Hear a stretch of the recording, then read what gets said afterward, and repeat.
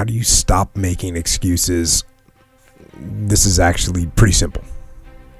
And I said it the other day, and you have to realize, you have to know, you have to accept that all your excuses are lies. They are lies, all of them. Think about the things that you tell yourself, the lies you use to rationalize taking the easy road. Taking the easy road and leaving discipline behind. Think about them. You don't have time. That's a lie. You don't have support. That's a lie. You don't have the equipment or the gear. Lies. You don't know the best way.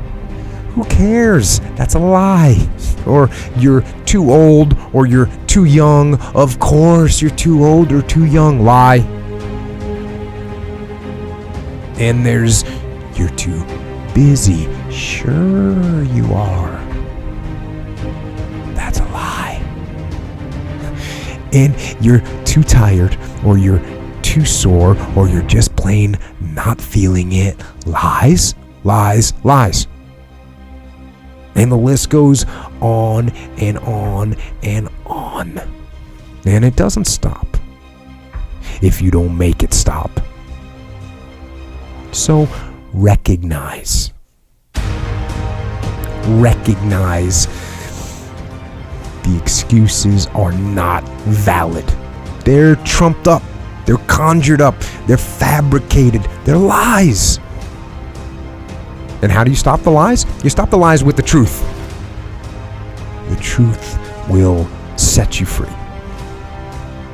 The truth will stand, and the truth will deliver you from procrastination and laziness and the downward spiral that comes with a lack of discipline.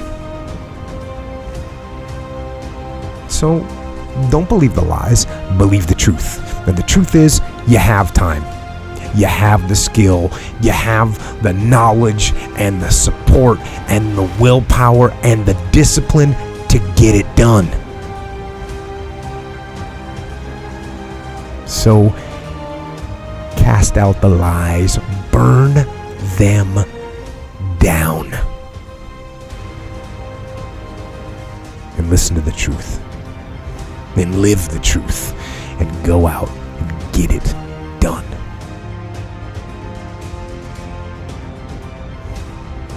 How many times have you heard, I don't have time?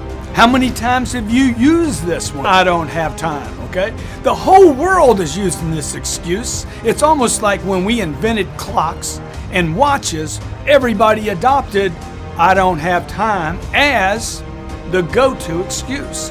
Next time you have one of your people, subordinates, somebody working for you, okay, say to you, I don't have time to get that done. Or maybe your lawyer tells you this, or your accountant. It can go a lot of different ways. A customer might tell you, I don't have time to see you. This is a go-to excuse by this individual. You're not the only person they tell this to. This person tells this to everyone. I don't have time to do it. I don't have time for the kids. I don't have time for work. I don't have time for a customer. I don't have time for workouts. I don't have time to eat right. I don't have time for anything. It's a go-to excuse the individual has given up. This is running around their head like a rat. I don't have time. I don't have time. I don't have time. I don't have time. They don't even know how much time there is in a day if you're using this excuse. You need to understand, every time you say, I don't have time, you need to say this to yourself. That's my go-to excuse for not making time. That's my go-to excuse for not solving problems. That's my go-to excuse for not being in control of my environment, my customers, my time, my schedule, my day, my life. I don't have time is a go-to. I'm out of control. I'm a victim, and I'm not going to win. Knock it off. You got time, make time, you control time.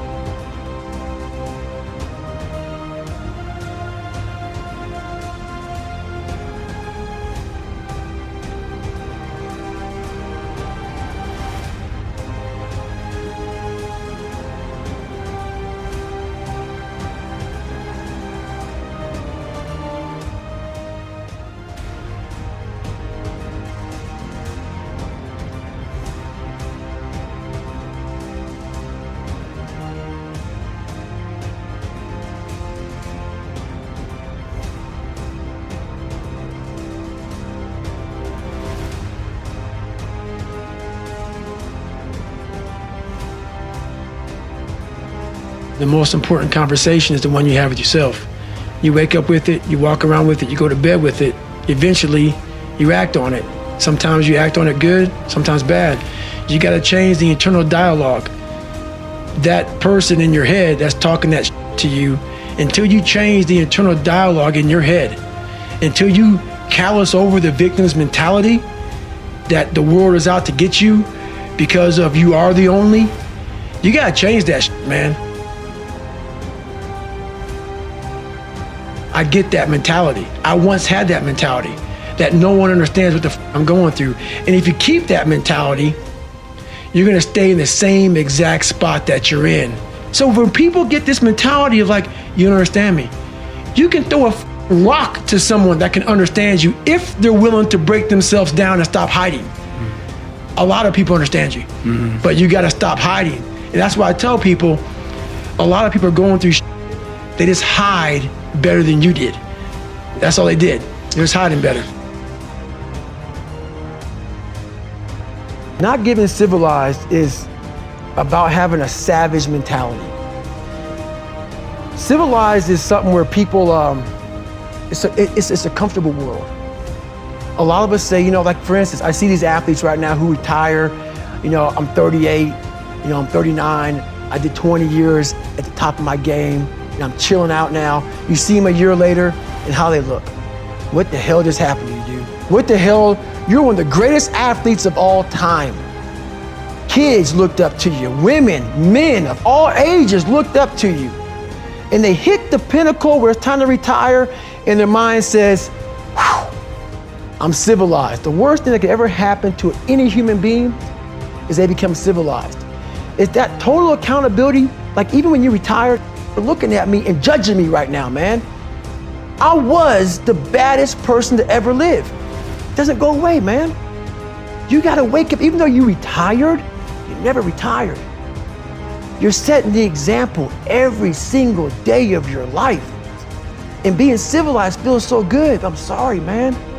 Once you get to the top, you may retire, but you ain't never coming back home, man, because now you're judged. People see you falling off. You wanna be that guy who knows I may be retired from the sport or from whatever I did, but I'll be damned if you ever see me looking like feeling like not arriving. People, I've arrived. I've arrived mentality. You're always setting the example. Civilization feels so good. These comfortable feelings are what people want. They want retirement. They want that, they need that. It's a yearning feeling. I want it too. People love putting a label on me about, my God, man, you're just wired different. Wired different, dude. I'm thinking right now, after I got past my stuttering thing, now I'm on a roll, I'm good now. You know what I'm thinking about right now? I'll wake up tomorrow and do the same shit again. I'm constantly callousing over my victim's mentality that I once had growing up. Every day you have to do this. Because why? When you stop doing it, you don't just maintain it. If you stop shooting a gun, you're not gonna be a great shot if you pick a gun up a year from now. The only way to keep from getting rusty, you gotta keep challenging it every day.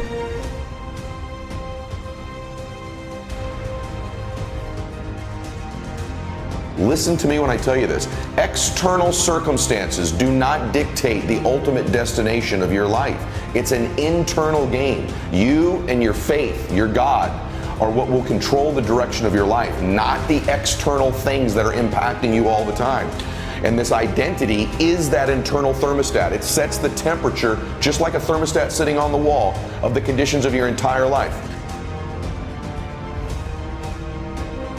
The thing I'm most obsessed about, that I know is going to get me to the ultimate version of me, is constantly elevating the temperature in the areas that matter to me, adjusting that thermostat setting higher and higher and higher and higher so that I can get those conditions to match it, because it always will. You will always get your thermostat setting, always in your life.